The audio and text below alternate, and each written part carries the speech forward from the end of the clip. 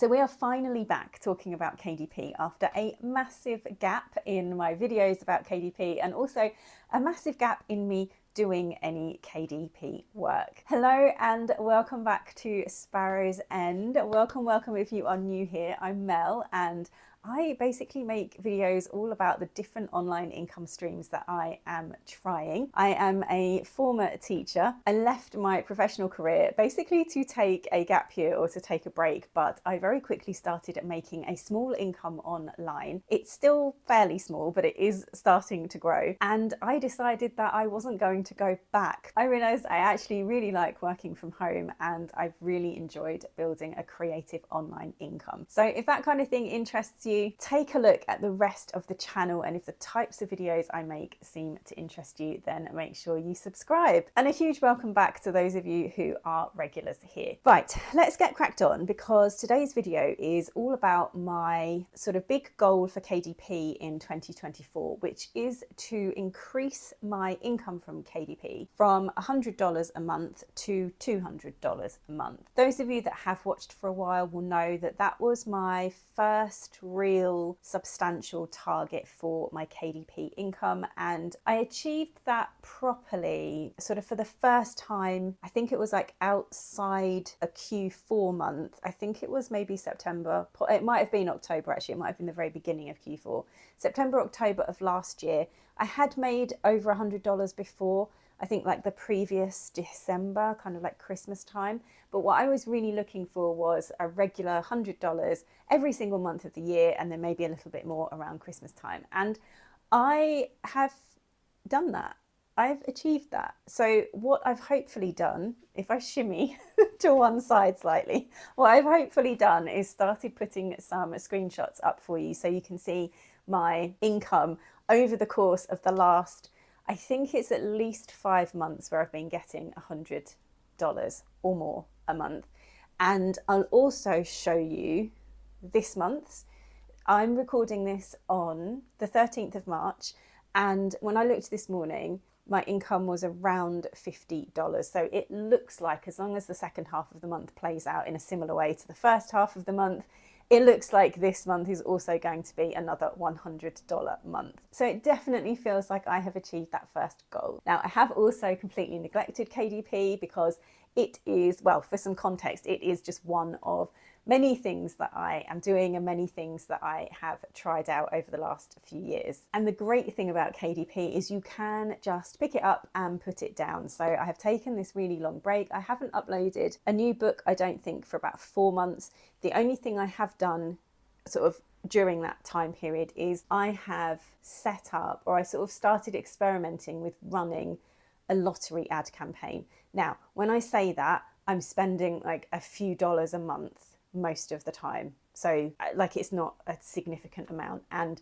I've only recently started actually making any sales from the ad campaigns. So please don't think that I only got to the $100 because of the ad campaign. The vast majority of my sales, like 95% of my sales, are coming from organic search. So that's roughly where things are with my KDP. Is there anything else that you guys need to know? I think I've got something like 150 something books published. I know it says more than that when I showed you the screenshots. I think it's got like 180 something on there, but that's because I did go through an awful lot of the ones that I put on at the beginning and unpublished them because there were some that just weren't very good. But yeah, in terms of what's actually live and published and out there, it's about 150 something books. So as you know, I'm a big believer in doing KDP your own way, in whatever way works for you, in whatever way you enjoy, in whatever way brings you the results that you are looking for. I am not sitting here saying that I want to start getting £1,000 a month or anything like that from my KDP at this stage. All I want to do is double my income and get it up to a couple of £100 or a couple of $100 at least every single month. Now, there was over 500 of you expressed an interest, as in signed up to my mailing list, expressed an interest in a little beginner's course that I am going to put together for KDP. It's going to be a mini course that I'm going to price at £9.99. So that's probably going to be around $12 to $13.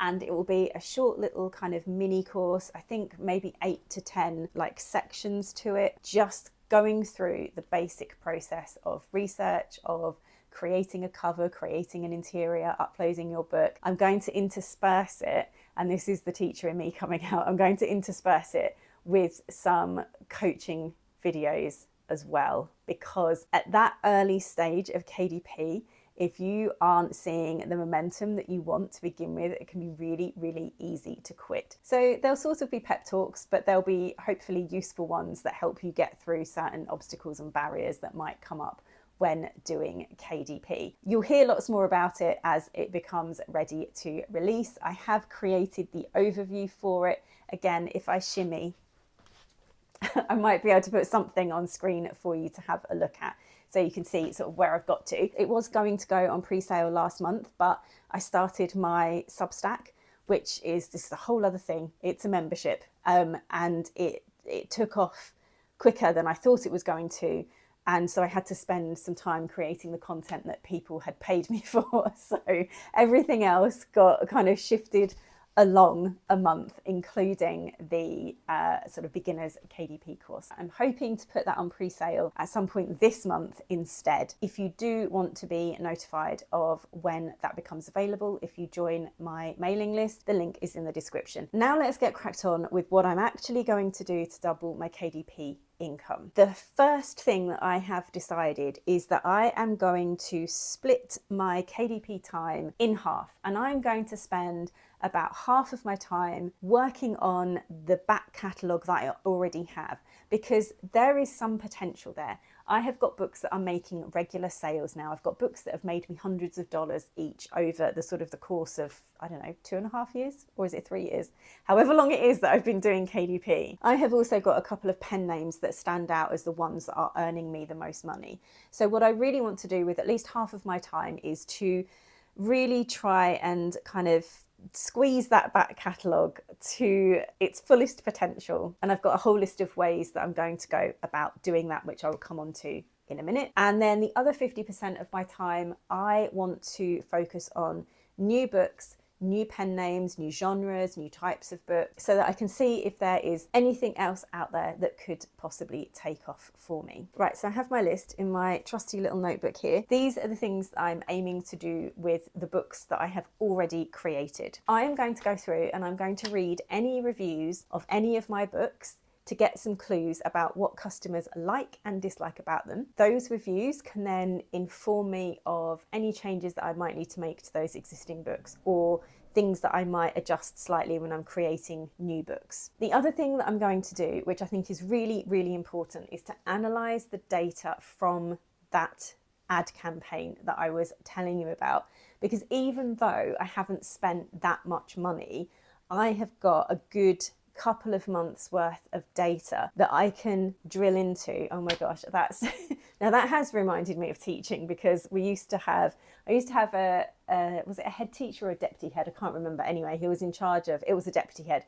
He was in charge of data analysis within the school, and we all used to get these little packs of data for our subject, and we'd have to sit there. And his two things that he always used to say, one of which I actually agree with, is that data isn't there to give you the answers, data is there to ask questions. And then the other thing was all about drilling down into the data. So that's where that has come from. But I actually think that that is true. That used to be really helpful in my teaching career in terms of figuring out where students were struggling, where they were finding things really easy, all of that kind of thing. So I will be drilling down into my ad data, because you get information about books that are being looked at, that are getting views or impressions, and you can see whether people are actually then clicking to take a closer look at the book or not. And then the other thing you can see is when someone clicks on a book to have a look at it properly, like more closely, you can then see whether that's actually converting into a sale. And if books are being put in front of people but they're not clicking on them to take another look, then that can tell me something about that book.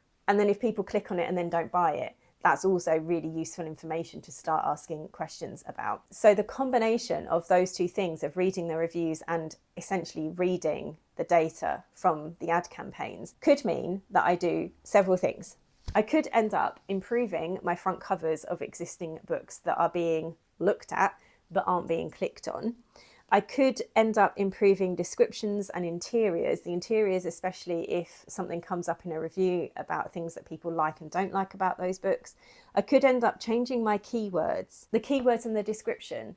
So the way that I'm thinking about this is, if people are clicking on a book and they're not buying it, there is a mismatch there somewhere. They are looking at the book in more detail and it doesn't match either what they think it is or exactly what they're looking for. And so I think with some of my books where that is happening, I need to go back and need to make sure that the front cover and the description and the keywords are all marketing this book exactly as it is and has a really clear message about what the book is, how to use it, what it's going to do for the customer or the reader, so that those three things work together in a really tight and cohesive way so that customers know exactly what they're getting. I think that some of mine do that, but I think probably some of them are a little bit sloppy where I haven't necessarily really joined the dots on each of the different books. And I think that kind of data, those kinds of changes could make a massive difference to how those books sell. I need to do some really simple things like making sure that the mailing list sign up link is in all of those books for the different pen names that actually have a mailing list. I can also look at each pen name and sort it so that I am seeing which books are most popular in that pen name and try to create some new books that are similar or are kind of linked to those ones that are very popular. I also need to up my marketing game, as in actually do some. I've been talking about this for such a long time, but I need to try and market my books properly on Instagram or Pinterest. I also need to kind of level up in terms of Amazon ads as well, because like I said, I've learned how to do a very, very basic lottery ad. And now I need to kind of learn how to maybe tweak the lottery ad campaign a little bit just to try and see if I can play around and improve my sales that way. I don't think I've used any A+ content yet. I did look at how to do it and I kind of worked out how to do it and then just didn't add anything. So there is so much that I can do marketing wise with that existing catalogue of books. And all of those things combined, I will break that all down into a little to-do list for myself, and I will just go through all of those different steps over the course of this year to try and enhance what I already have. I will also, for the pen names that seem to be working well, I will also add some fresh books to those ones as well. Now then, the other half of my time, the other 50% of my time is going to go on experiments and exploring new genres and new types of book. There are a few key things that I kind of want to do in that sort of section of my time.